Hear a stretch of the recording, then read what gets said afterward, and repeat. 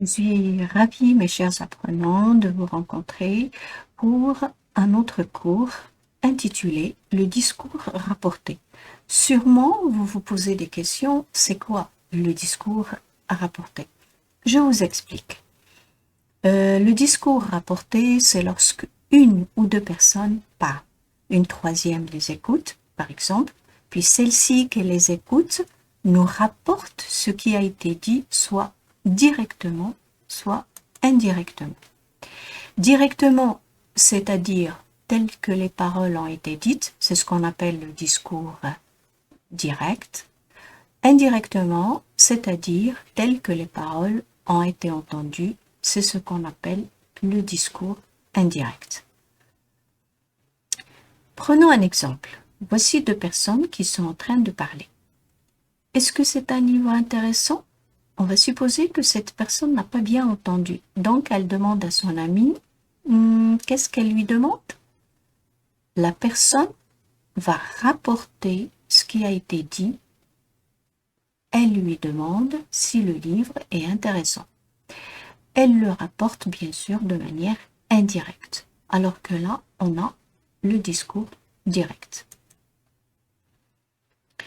Eh bien, après avoir vu ensemble ce que c'est que le discours rapporté, on arrive à comment reconnaître le discours direct et le discours indirect, qui font partie bien sûr du discours rapporté.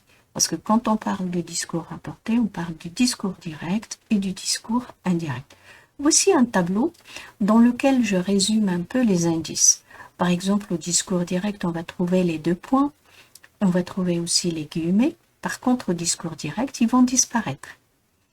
Il y a le verbe introducteur, on peut le trouver au début de la phrase, au milieu de la phrase ou à la fin. Ça, au discours direct. Mais au discours indirect, le verbe introducteur est toujours au début. Il y a des pronoms personnels tels que je, tu, nous, vous. La première, la deuxième personne singulier ou la première, deuxième personne du pluriel. Dans le discours direct, on va trouver le changement des pronoms personnels, mais aussi des adjectifs possessifs, des indicateurs de lieu et de temps qui ont été cités au discours direct. Au discours indirect, il est introduit par une subordonnée complétive, interrogative ou infinitive, et on va aussi constater que au discours direct, les temps des verbes changent si le verbe introducteur est au passé, alors que s'il est au présent ou au futur, les temps des verbes du discours restent les mêmes. Je sais que ça peut vous paraître un peu compliqué, mais c'est pas le cas. C'est plutôt complexe, on va dire. Ça veut dire que c'est un exercice qui demande plusieurs compétences ou bien plusieurs transformations à faire en même temps. Vous voulez des exemples? Les voilà. Par exemple, quand je dis l'élève dit, je n'ai pas compris.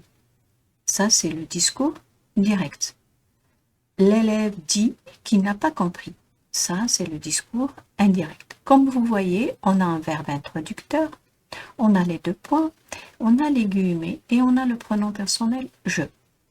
Par contre, au discours indirect, on a toujours le verbe introducteur, mais qui devient une subordonnée complétive, par exemple là, et le changement des pronoms personnels, sans oublier qu'on a supprimé et on a enlevé carrément les guillemets et les deux points. Donc je pense que maintenant c'est plus clair. Quelles sont les transformations à effectuer pour passer du discours direct au discours indirect? Très bonne question. Et comme j'ai dit tout à l'heure, c'est un exercice plutôt complexe, c'est-à-dire les transformations vont se faire en même temps. Ils sont plusieurs et ils vont se faire en même temps. Et pour ceci, vous devez quand même avoir des compétences à maîtriser, telles que reconnaître et utiliser la subordonnée complétive, la subordonnée infinitive, interrogative. Vous devez aussi savoir reconnaître et utiliser les pronoms personnels, les adjectifs possessifs, reconnaître et utiliser aussi les indicateurs de temps et de lieu qui conviennent, et surtout, vous devez maîtriser la conjugaison des verbes au temps qui conviennent. Donc, comme vous voyez, ce sont des compétences dont on aura besoin pour transformer le discours direct vers le discours indirect. Alors, je rappelle, le discours direct, on a dit qu'au discours direct, le verbe introducteur peut être au début, au milieu et à la fin, alors qu'au discours indirect, il est toujours au début. Donc déjà, pour passer au discours indirect, je dois le changer de place. S'il est au début, ben, je le laisse, mais s'il est au milieu ou à la fin, il faut que je le remette au début. N'oublions pas aussi que on va supprimer les deux points légumés, mais on va les remplacer par une subordonnée complétive, ou bien une subordonnée interrogative, ou bien une subordonnée infinitive. Et ça, on va le voir tout à l'heure. Je vais expliquer en détail ce que ça veut dire. Par exemple, là, regardez, le livre que tu lis, est-il intéressant? Demande mon ami. Donc, demande mon ami, c'est le verbe introducteur, il est placé à la fin. Mais il peut être aussi au début. Je peux dire, mon ami demande, le livre que tu lis, est-il intéressant? Mais au discours indirect, je le mets toujours au début. Mon ami demande si le livre que je lis est intéressant. Comme vous voyez, on a effectué des transformations nombreuses pour passer au discours indirect. Donc, je vais expliquer ça en détail. Je sais que vous n'avez pas encore compris. Je vais vous expliquer. Alors, j'ai dit que le verbe introducteur introduit une subordonnée complétive. Oui, vous allez me dire quand. Alors, il introduit une subordonnée complétive si au discours direct, j'ai une phrase déclarative. Exemple là, au discours direct, j'ai une phrase déclarative. Je ne dors pas très bien. Donc, c'est une phrase déclarative. Par conséquent, je vais utiliser une complétive. Et la complétive, c'est quoi? Je vais juste réutiliser le verbe introducteur et je vais ajouter que. Le malade dit à son médecin que, et bien sûr le je devient il, qu'il ne dort pas très bien. Bon, pourquoi le je devient il? Parce que là, c'est lui qui parle directement, donc il dit je.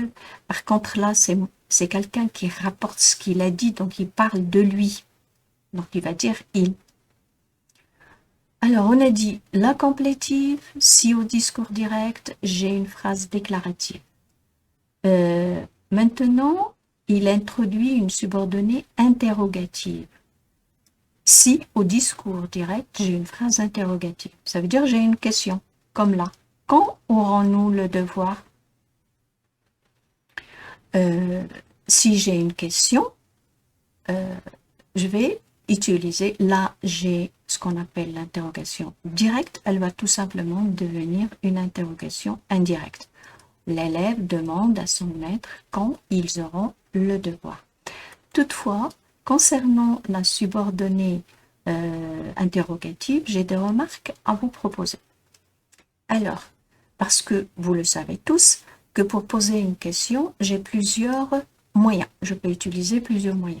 Et là, c'est très intéressant de faire ces remarques-là. Par exemple, au discours direct. Si j'utilise est-ce que, ou bien inversion du sujet. Au discours indirect, je vais utiliser si. Exemple, est-ce que tu es libre pour un resto? Me demande mon ami. Mon ami me demande, donc le verbe introducteur, je dois le mettre au début, si. J'enlève est-ce que et je mets si. La même chose si j'ai l'inversion du sujet. Si je suis libre pour un resto. Et comme vous avez vu, on a enlevé, bien sûr, le point d'interrogation. Parce que c'est une interrogation directe. Maintenant, voyons quand on a qu'est-ce que au discours direct. Il devient ce que au discours indirect. J'explique. Par un exemple, mon ami me demande « Qu'est-ce que tu fais ?» Ça, c'est une interrogation directe. Elle devient indirecte. Mon ami me demande ce que.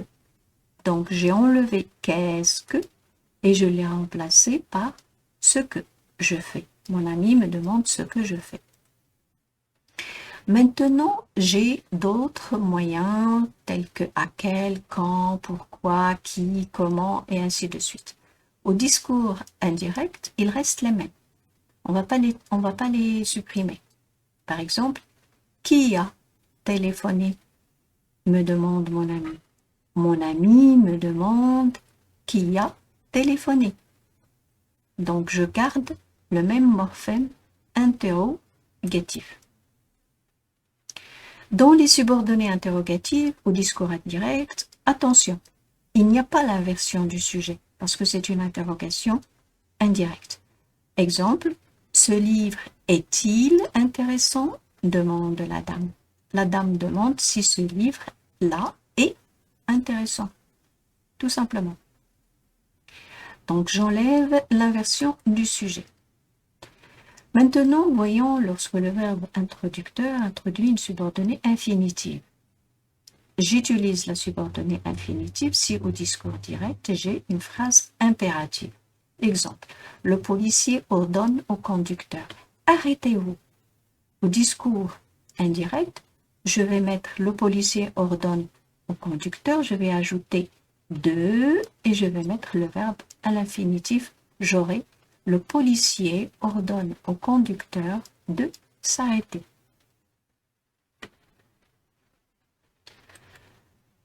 Et maintenant, je voudrais vous rappeler quand même certains verbes introducteurs. Donc, pour introduire un discours, qu'il soit direct ou indirect, je peux utiliser le verbe, par exemple, interroger, demander, questionner, pour poser une question, répondre, répliquer, expliquer, dire, lorsque j'ai une phrase déclarative, ordonner, exiger, exhorter, lorsque j'ai une phrase impérative. Alors, maintenant, on arrive à d'autres changements. C'est le changement des temps des verbes.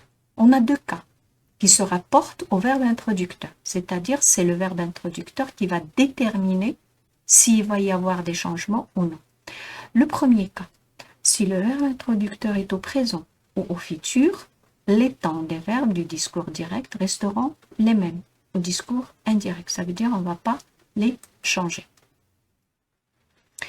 Par contre, si le verbe introducteur est conjugué à un temps passé, les temps des verbes du discours direct changeront au discours indirect. Qu'est-ce qu'ils vont devenir? Par exemple, si au discours direct, j'ai le présent. Au discours indirect, il devient imparfait. Si j'ai le passé composé, il devient plus que parfait. S'il est au futur simple, il devient conditionnel présent. Futur antérieur, il devient conditionnel passé. Et impératif, on l'a vu tout à l'heure, il devient bien sûr infinitif. Donc là, vous voyez très bien que la maîtrise des temps est aussi une compétence importante au niveau de cet exercice-là. Alors, maintenant, qu'est-ce qu'il reste à faire? Eh bien, il reste normalement à s'exercer, à s'entraîner pour que le cours, devienne de plus en plus simple.